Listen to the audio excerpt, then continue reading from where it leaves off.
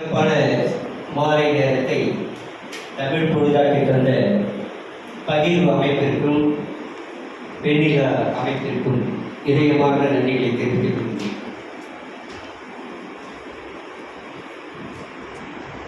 பிறைமதி நெறியாளர் அமிர்தம் வரவேற்க நிறைமதியா தமிழ் மணவாளனின் கால சிற்பத்தை கலைத்து ஒன்று கூட்டி நிமோஷினி தலைமையில் சொர்ண மாதவியும் வான்மதியும் சுவை சேர்க்க வானவன் ஜலால் நடராஜன் சுமதி என்று தமிழ் கவிதை வடித்து படையிட கழிப்பற்கு தமிழரசி நன்றி கூற தலை வணங்கி மகிழ்கிறேன். தலைமை கவிஞருக்கு பெரம்பூரின் கீழடியே பிரியமுள்ள சுகுடுவே குடலுக்குள் இறைத்த காற்று இசையாகும் விந்தை போல நூலுக்குள் நீ நுழைந்தால் நூதனமாகிவிடுவாய். கழுகு பார்வை என்பார்கள் குருவாக, ஆனால் கழக பார்வையும் கலக பார்வையது. பரிச்சயமான காதலின் பழகுவதை போல அடிக்கடி சேர்ந்தும் அன்பின் அரவணைப்பு. தொழில் வேவு என்பதுதான் தலைப்பு.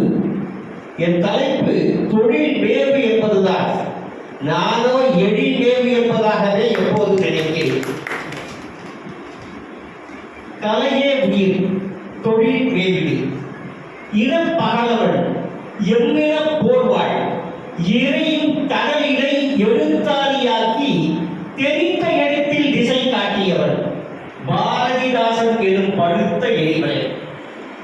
எழுத்திலக்கணம் தொடங்கி சூன்யம் வரை ஆய கலைகள் 64. கலை இழந்த தமிழர் அடையாளம் கலை இழந்து வாடியது எப்படி? 20 கிலோ உதிரை கூட்டில் பொய்க்கால் உயிரை தொல்காப்பிய அகத்திரையில் மலையேறுதல் அது. ஆளும் கலைஞரின் விழா எலும்பிற்குள் வியர்வை குடமுழுக்கு செய்த உழைப்பு. நெடுங்கம்பு வித்தை சிலம்பம். சிலம்பென்றால் ஒலித்தல் என பொருள். இரு தனிகள் கலக்கையிலே சிறந்து ஒளி சிலம்பமோ. மலையை சிலம்பம் என்றது தமிழ், மலையை சிலம்பம் என்றது தமிழ். அதனால் முருகன் கூட சிலம்பனானான்.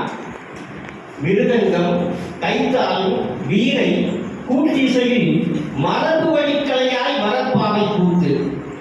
புறநானூறும் சிலப்பதிகாரமும் புரட்டிய பறையாட்டம் சங்க இலக்கியம் ஆரத்தி எடுத்தது. சிலப்பதிகாரம் மாதவி ஆடிய குடக்கூற்று கரகத்தை நினைவூட்டும். அது தனிநபர் நடனக்கலை. அடித்து வீழ்த்தும் அறிவினை கூட உரியடி கலை சொல்லித் தந்தது. உலோகம், மரம், மண் இவற்றோடு பேசிய சிற்பக்கலை பிங்கள நிகழ்வு பெரிதாய் பேசுகிறது. பாடலுக்கு பரிவட்டம் கட்டிய இசைக்கலை அது நாட்டுப்புற பாடலை மட்டும் நாசுக்காய் ரசிக்கிறதே. காவலி சொல் உருமிய காவடி, பாம்பர் நடனம், கரகம், தேவராட்டம், கோலாட்டம், கும்மி, கடைக்கூத்து, மயிலாட்டம், ஒட்டக்கூத்து, புலியாட்டம், சாக்கு நடனம், கூத்து.